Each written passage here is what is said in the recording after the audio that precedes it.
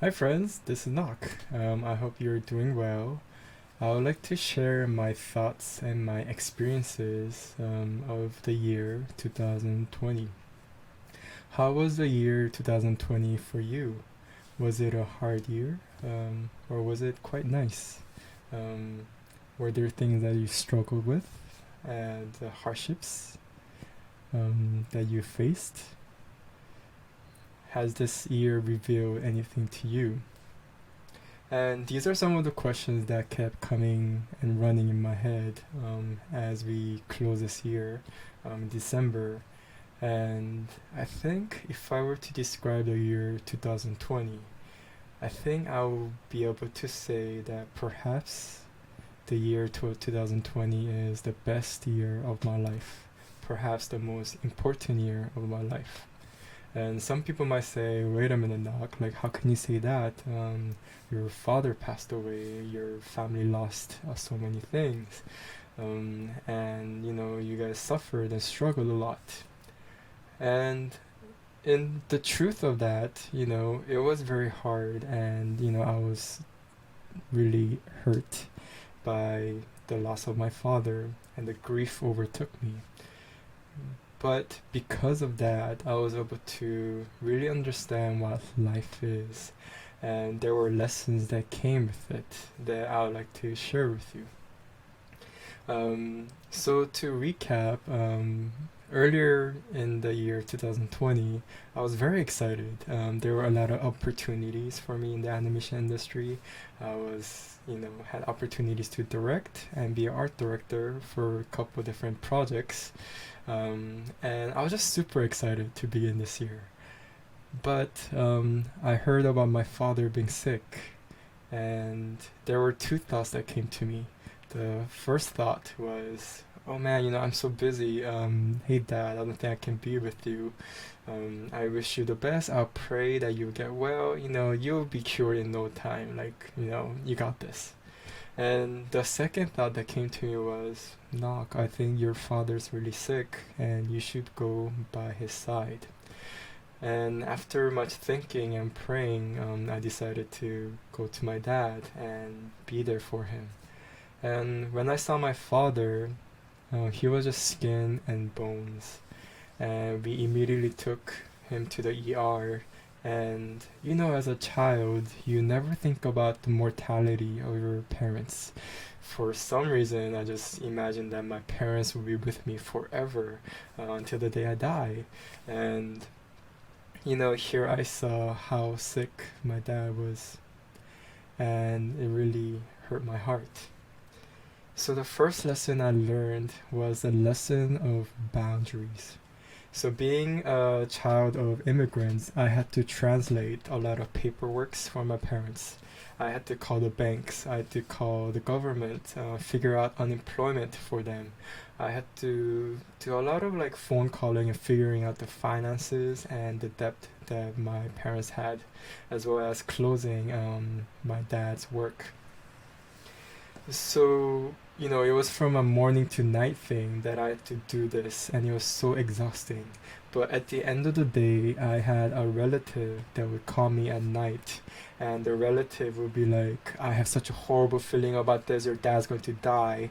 Oh my gosh, like, this is so sad, like, I feel so bad for you. And it was just a lot of this negative energy. And after going through this for a week, I was just so mentally exhausted. And I said, if this keeps on going, I think it will literally kill me. It will be the death of me. So I had to put my foot down and say, hey, I'm so sorry that you are, feeling this way and that, you are, in this, emotional chaos. But, I really need to save my energy for my dad and for my family. So I really appreciate it if you can support me in that. And, the relative was a bit upset.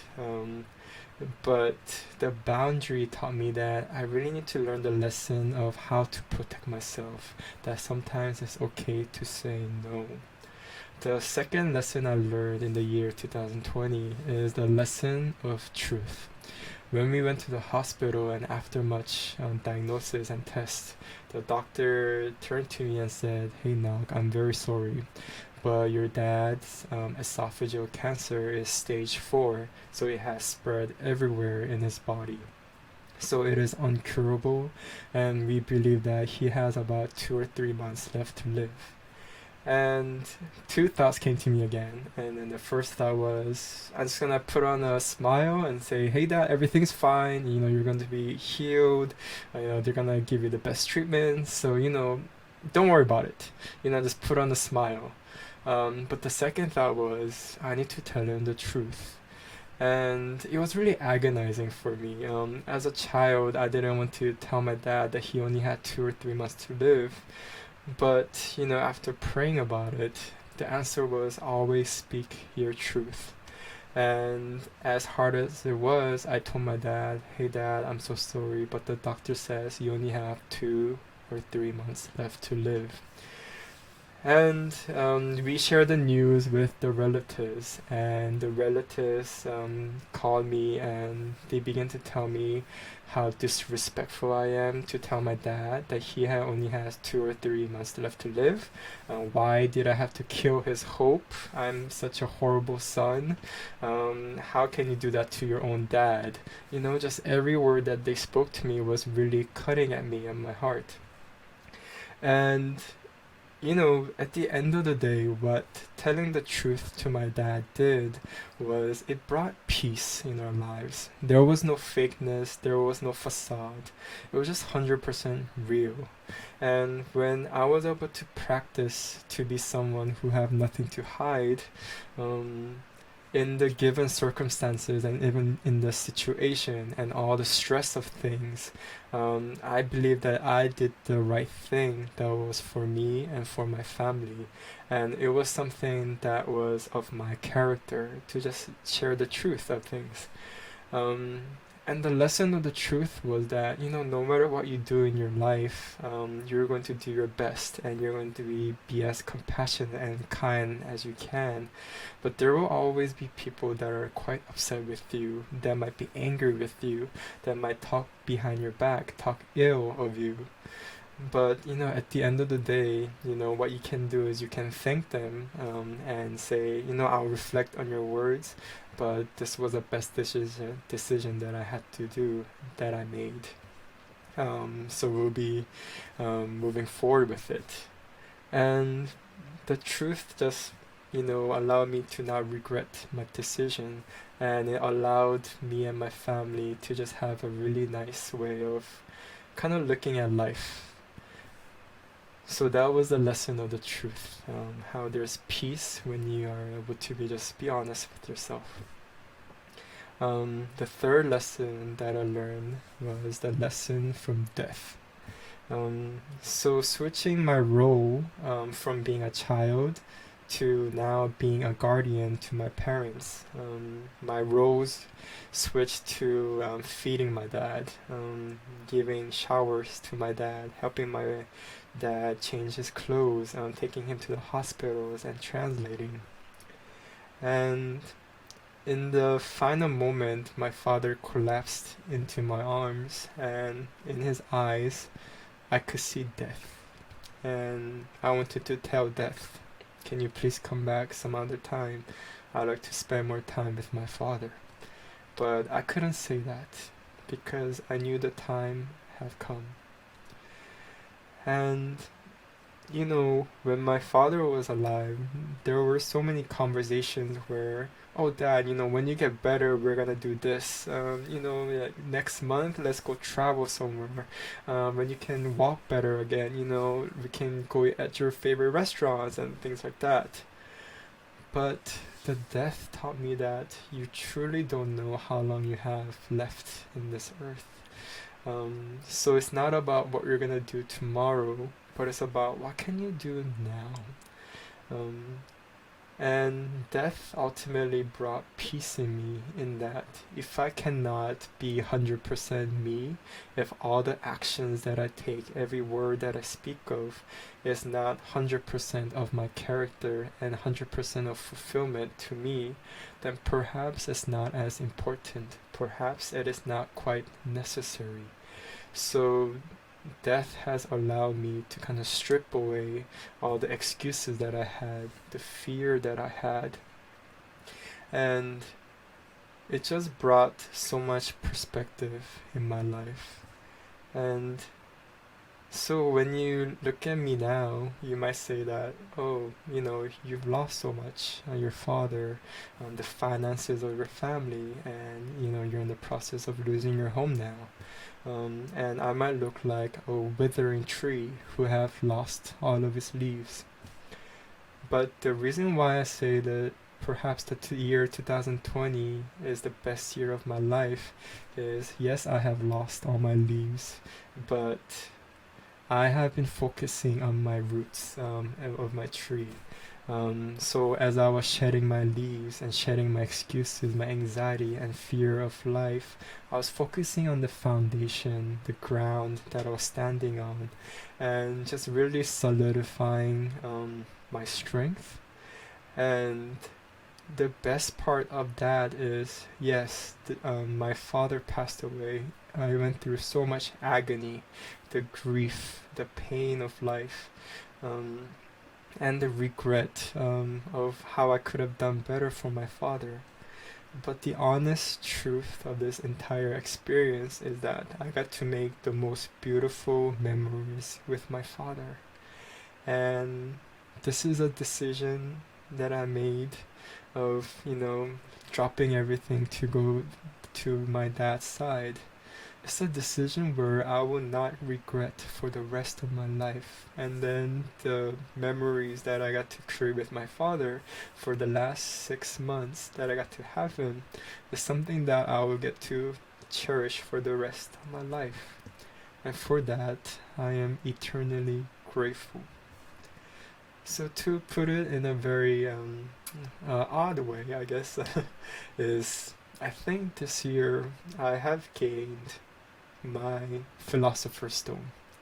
And this Philosopher's Stone is a magical stone where whatever comes at me, whatever dirt, whatever poop that is thrown at me, I'm able to turn that into a fertilizer so that it does not bury me, but it plants me. I'm able to turn all these bad things into gold, into diamonds, and gain perspective of how these experiences are going to strengthen me and help me to grow. In the grief of my father, I'm able to recognize what love is. That love is about expressing how I appreciate you in this moment, how much I am so thankful to have you in my life.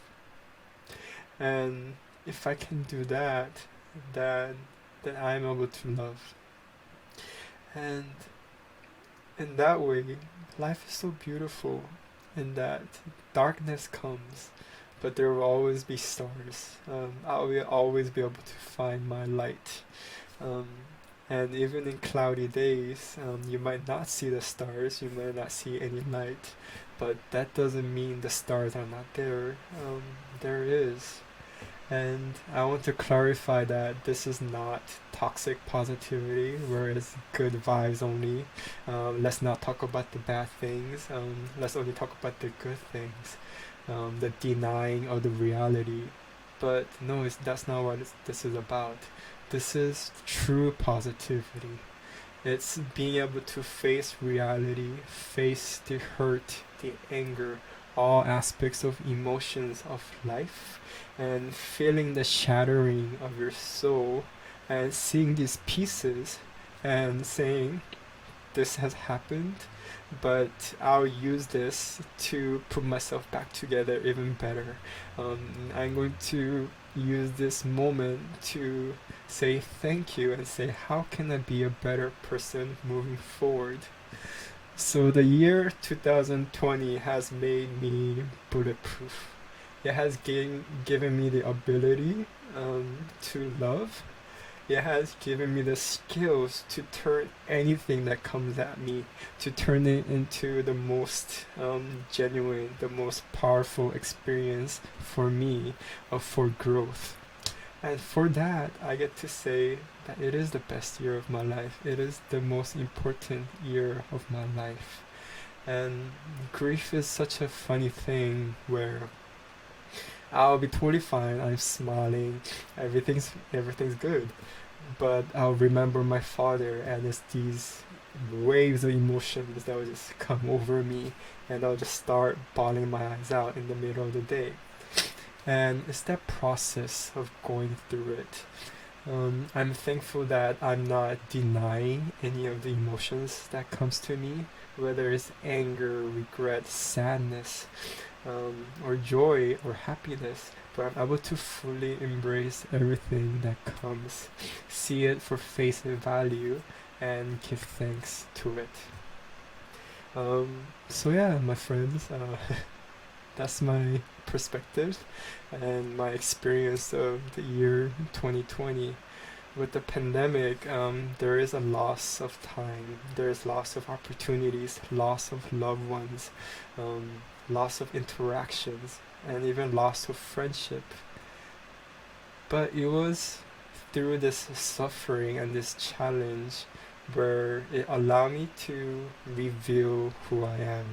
It allowed me to build my character, and anything that I was not quite happy with, I was able to work on it. And I'm still figuring things out. I'm a hot mess. um, but it is great in that it's a journey. It is not the finale of things. I'm just getting started. And lastly, a lot of my friends reached out to say, sorry, not, I'm sorry I didn't reach out to you months ago when your father passed away. I just didn't know what to say to you. And to my friends, I just want to say, no, like, I just want to thank you. Because when my father passed away, one thing I did was I just began to think about all the people I love and all my friends. And the fact that I thought of you, it meant that you were also thinking of me and my family. And even though you weren't able to say anything to me physically or through messages, um, I just knew that you were sending your love. I knew that you were, sending strength to my family. And that has allowed me to be here. It has allowed me to be in this moment and to gain this realization of how beautiful and um, how blessed my life is. And yeah, I am so beyond thankful for the year 2020. I miss my father, but I want to thank the year for all the lessons that I've gained. And I can't wait for the year 2021. I am beyond excited for the lessons that will come for me for this year, and all the um, memories, all the new experiences I'll be able to gain.